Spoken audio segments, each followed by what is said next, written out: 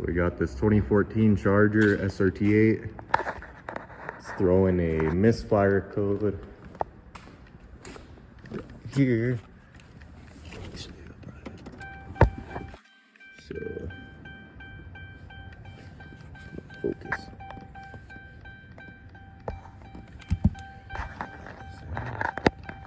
So anyways, what it says is, here we go. P0300 random multiple cylinder misfire detected, and P0303 cylinder 3 misfire detected. So what we're gonna try to do is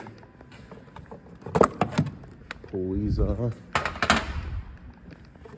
Probably don't have to pull that side off, but all right, so back to where I was, phone connected to the Bluetooth. So on the Hemis, the firing order is gonna go 1, 3, 5, 7, 2, 4, 6, 8. This is the passenger side here. But so my misfire is right here. So what I'm gonna try to do, swap 5 with 3 coil packs and the spark plugs. And if it was that, I'd be happy. And if that don't work, we'll probably move to the injectors. I don't have a ohm reader, so I can't really test them like that. So probably have to swap 5 with 3 and 3 and 5, and if it follows, then that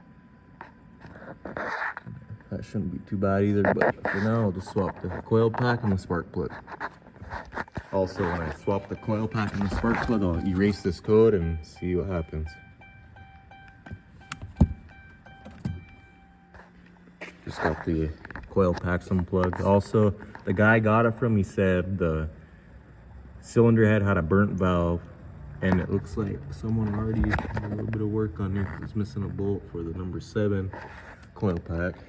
But trying to locate a compression tester too, so I could at least check the compression, see how the engine really looks, but we'll focus on this for now. All right, so if this is your first time doing this, it's pretty simple. All you do is you pull this red thing backwards, that way. Then there's just 2 10 mils on each side.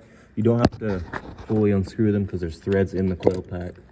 Like, kind of tell, but yeah, just pull that out, inspect it, and mine look all right.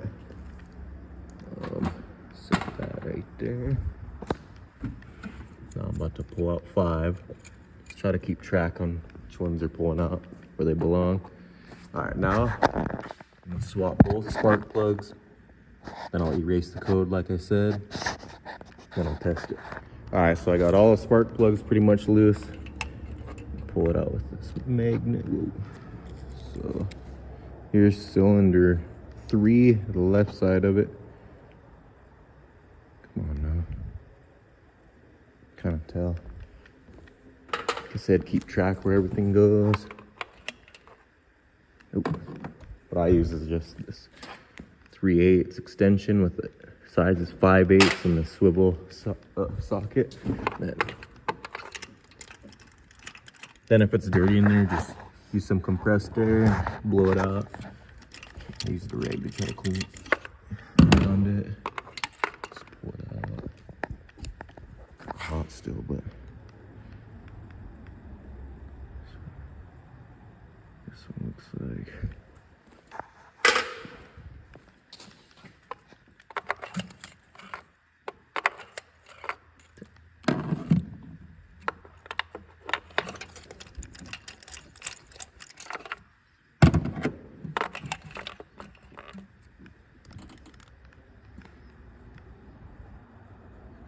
Cylinder 5, left side. Now the last one, let's swap them, erase the code. Highly doubt this is it, but worth a shot.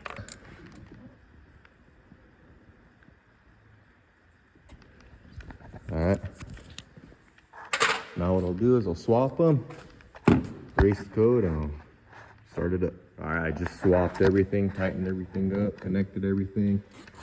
I said, now I'm gonna put the car in the on position, hook this back up. Come on now. Alright, OBD, ECU, read codes, still up there. Escape, erase codes.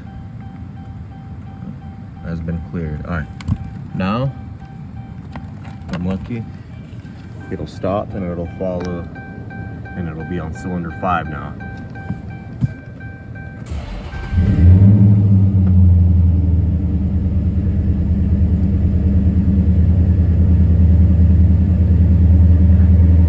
Do I still feel a misfire? Yes.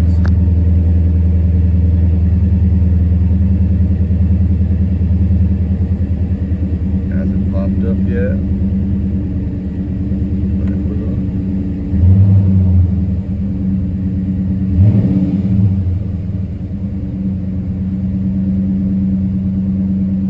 I'll wait for this and then see what happens. As you guys can see, the misfire stayed on number 3, so I'm gonna swap everything back.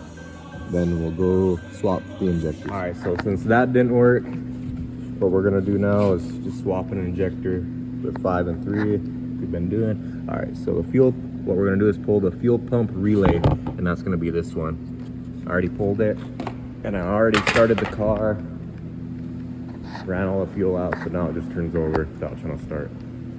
So to get these injectors swapped, all you do, I believe, I had to do this on my 300 too, is I think you take this off, and then they should pop up, I think. Other than that, that's all there is to it. I'll let you guys know how it goes. All right, so I got these just about all the way unscrewed. Fuel rail. If you have an ohm reader, you could pin from the back of these injectors, and then pin a few of them, then the range should all be the same. But if one isn't, that's how you know you have a bad injector. Of course, I forgot mine at school. I'm on break, so I'll let you know how this goes too. But just like the coil pack, these just pull upwards, and should be a little thing you push, like so. Said already tampered with, but let you know how it goes. Right, I'm back working on this car. So I put everything back, fuel injectors, all that back to where they were, swapped them back, and then pulled the fuel pump fuse back out, disconnected all the injectors. Now what I'm about to do is pull the valve cover to try and see how the valves look. Usually you can tell by the amount of movement, but what I'm about to do now is just take some compressed air and try to clean it up so nothing falls in there. Also, when you disconnect this, these just slide up like before, and then these right there just slide into those holes and they pull straight out. Just got all the coil packs off. Now what I'm about to do is just wipe some of this dirt off with the rag. Try not to get it in those holes. All right. So there's gonna be about 10 bolts, 8 mil, two, and 2 back there. Shouldn't be too bad. So in order to get the valve cover off, we're gonna have to loosen or take this power steering reservoir off. So there's one pin right in there, and there's another one right down in there. Not there, down. Right there. There's 2 of them and it should come off. All right, so we got this power steering reservoir moved. There's actually 3. There's one in the front also. I'll also put some rags down because it'll make a mess. And there's an O-ring in there. Don't lose that. And then you should be able to finesse the valve cover off of there. Try to make sure it's as clean as possible, and then I just zip tied this wiring harness up so it's out of the way. Now my friend's about to turn it over. Go ahead. Looking at this one. You can see it's not even moving at all. And that'll do it, folks. Time for a common lifter. About to start assembling everything and put it back to normal until I could save up some money and order up the kit.